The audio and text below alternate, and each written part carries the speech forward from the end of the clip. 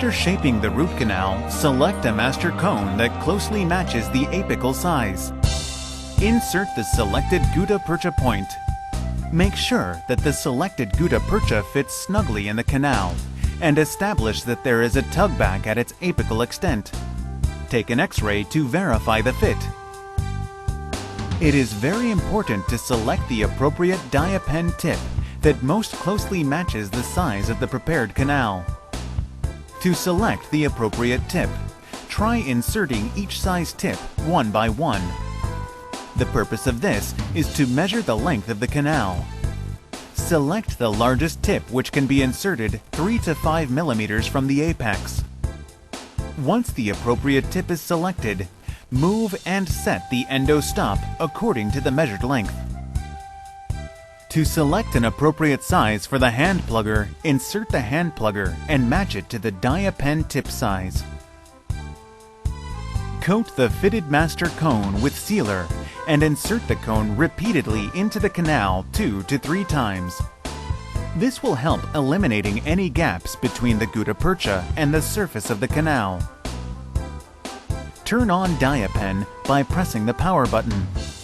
Place pen tip in the orifice of the canal and activate DiaPen by pressing the operation button.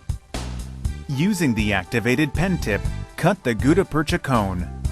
It takes less than 1 second to reach the set temperature once the operation button is pressed. Be careful not to come in direct contact with the tip, which may be extremely hot. After cutting the master cone, use the selected hand plugger to condense the softened material. Place the endo stop on the pen tip 1 millimeter shorter than the pre-measured working length. Insert and advance the heated pen tip to condense the gutta percha to within 3 to 4 millimeters of the binding point. Softened gutta percha cone material will fill the root canal. Release the operation button. Push and hold the cooled pen tip.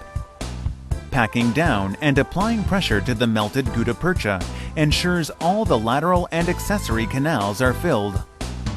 Reheat the pen tip by pressing the operation button for half a second. Then, release the operation button to allow the pen tip to begin cooling, while at the same time, wiggle the unit and remove the tip quickly from the canal. The tip will carry and remove the coronal mass of gutta percha, leaving the apical plug and sealed lateral and accessory canals. Use the hand plugger to condense the remaining gutta percha material. Using Diadense DiaGun, press the power button for 1 to 2 seconds to activate the unit and to adjust to the desired temperature.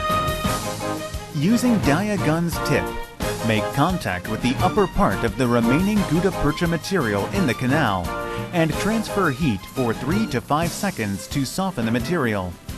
Using backfill technique, begin extruding the melted gutta percha obturator so that only 2 to 3 millimeters of the canal is filled behind the apical plug. Do not attempt to backfill the entire canal in one shot. After the extruded material fills the backfill space, the back pressure of the extruded gutta percha will move the tip back out of the canal. Slowly withdraw the gun tip from the canal. Take your time. After withdrawing DiaGun's tip, use the hand plugger to pack the filled gutta percha material. Repeat the backfilling process using DiaGun's heated tip to make contact with the upper part of the previously extruded gutta percha obturator. Wait for 3 to 5 seconds, allowing the tip to reheat the material. Begin extruding the melted gutta percha obturator 2 to 3 millimeters away. Slowly remove DiaGun's tip. Use the hand plugger again to pack down the melted gutta percha obturator. Repeat this process until the canal is filled completely to the orifice level. Take a post-operative X-ray to check the completion of the obturation.